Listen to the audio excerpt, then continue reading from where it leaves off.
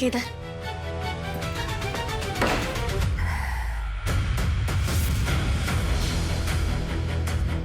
माझी काही इच्छा नव्हती हे सगळं करण्याची.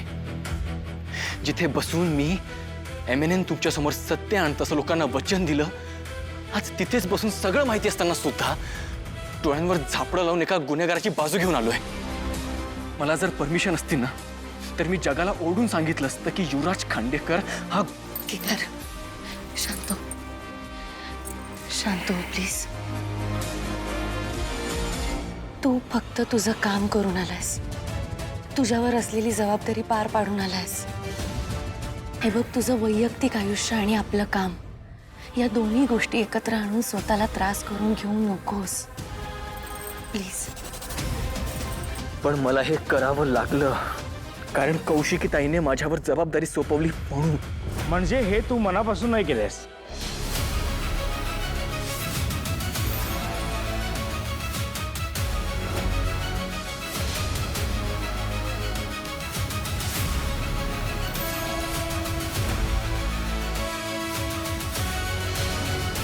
काका, तुम्ही इथे? मी दयाच्या रूममध्ये होतो बातम्या बघत. आत्ता तू असं म्हणालास की कौशिकीने सांगितलं म्हणून युवराज निर्दोष आहे अशी तू बातमी केलीस. म्हणजे आतून तुला अजूनही असं वाटतंय की युवराज हा गुन्हेगार आहे, त्याचा गुलाबशी संबंध आहे. नुसताच गुलाबशी नाही, त्याच्या वाईट धंद्याशी सुद्धा संबंध आहे, हो ना?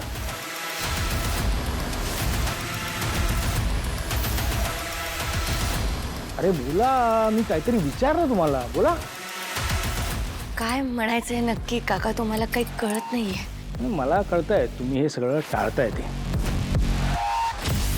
अरे पण युवराज निर्दोष आहे हे सिद्ध झालंय, त्याची सुटका झालीये, मग तरी पण तो तुम्हाला गुन्हेगार का वाटतोय?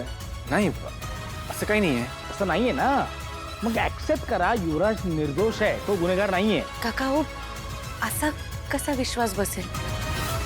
नाही म्हणजे तुम्हीच मला सांगा, त्या गुलाब सारखा एवढा मोठा गुंड युवराज भाऊजींच्या खोलीत 2 दिवस राहतो. युवराज भाऊजींनी त्याला लपवून ठेवलं होतं घरात, कुणाला काही न सांगता, न कळू देता. काहीतरी असं आहे ना जे आपल्यापासून लपवलं जात आहे. आणि गुलाब साधा सुद्धा गुंड नव्हता. Organ trafficking, drug dealing, smuggling, 42 murder केले त्यांनी. एक मिनिट,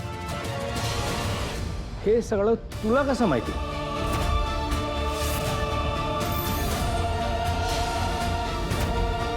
म्हणजे एखाद्या गुंडाबद्दल एवढी माहिती पोलिसांना सुद्धा नसते, तुला कसं माहिती? पण केदारकडे आहे काका. कौशिकी ताईंनी त्याला युवराज भाऊजींबद्दल बातमी करायला सांगितलं होतं ना, म्हणून मग त्यावेळेस त्यांनी तो सगळा रिसर्च केला होता. अच्छा. आपल्या भावासाठी एका गुंडाबद्दल रिसर्च करताना मी स्वतःच्या डोळ्यांनी पाहिलंय त्याला. आणि राहिला प्रश्न युवराजला गुन्हेगार म्हणण्याचा, तर जे मॅडम खूप डिसिप्लिन्ड आहेत ना, शिवाय डिपार्टमेंटमध्ये त्यांची खूप चर्चा आहे, तर ते युवराजला असं सहज का सोडतील?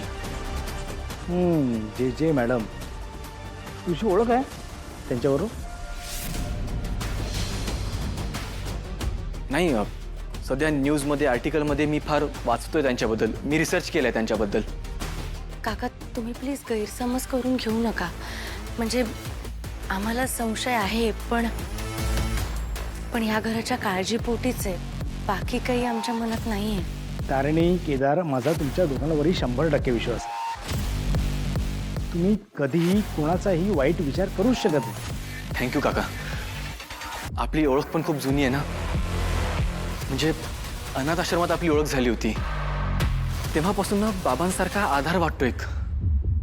मिस्टर केदार खांडेकर, नाही मान्य की तुम्ही दयानंद खांडेकरांचे सुपुत्र आहात, पण तू डॉक्टर कामतांचा पुतणा सुद्धा आहेस, लक्षात ठेव. काय? चल बाय.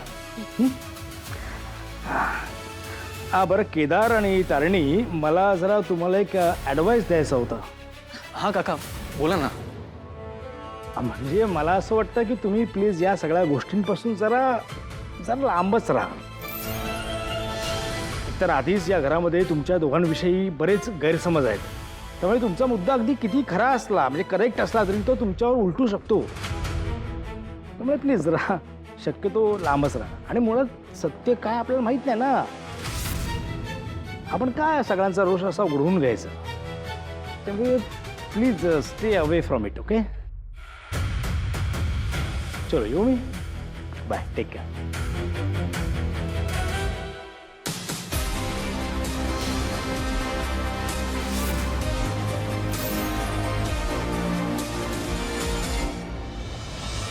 हो हो, आला आला.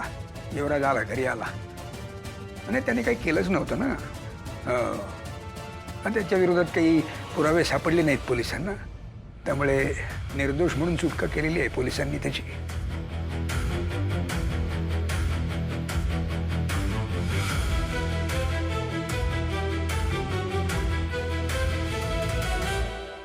मी करतो तुम्हाला फोन नंतर.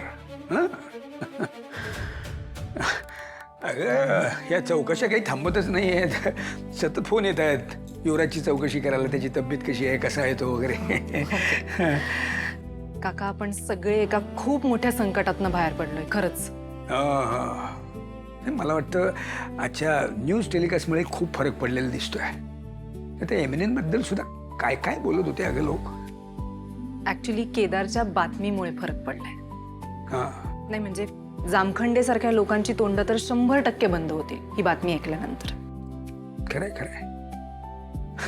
नाही पण नशिबाने हे सगळं झालं कौशिकी. हे सगळं झालं नसतं तर खांडेकरांच्या आबरूचे काय झेंडवडे निघाले असते मला सांगतो.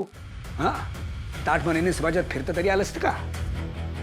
नाही तू काही म्हण, पण ना या युवराजवरती आता लक्ष ठेवायला हवंय आपल्याला.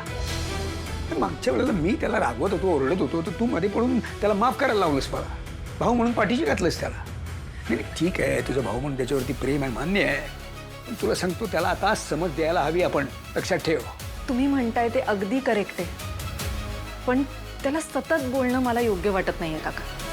आत्ता आपण पुन्हा त्याला ओरडलो, तो पुन्हा चिडणार. कशाला हवं हे सगळं. त्याच्यापेक्षा बातमी बघून त्याचा राग शांत होईल. काका प्लीज समजून घ्या. त्याच्या कलाने घेणं आत्ता गरजेचं आहे. गेल्या काही दिवसात तो किती त्रासातनं गेला हे आपण सगळ्यांनी बघितलंय ना. मी काय म्हणते, जे काही झालं ते वाईट स्वप्न होतं असं म्हणून आपण विसरून जाऊया आणि छान नवीन सुरुवात करूया. ठीक आहे, करूया, नव्याने सुरुवात करूया. पण हे सगळ्यांनाच मान्य असायला हवं ना. सगळ्यांना समजायला हवं. दरवेळी या सगळ्याचा राग ना तारिणी आणि केदारवरतीच काढतात घरातले. त्यांची सुद्धा काळजी वाटते अगं. आधीच पद्मिनी, युवराज आणि ती निशी त्यांच्या विरोधात आहेतच. तर आता आणखी त्या निशीच्या आईची सुद्धा भर पडली. काय करायचं त्या पोरांनी कळत नाही मला.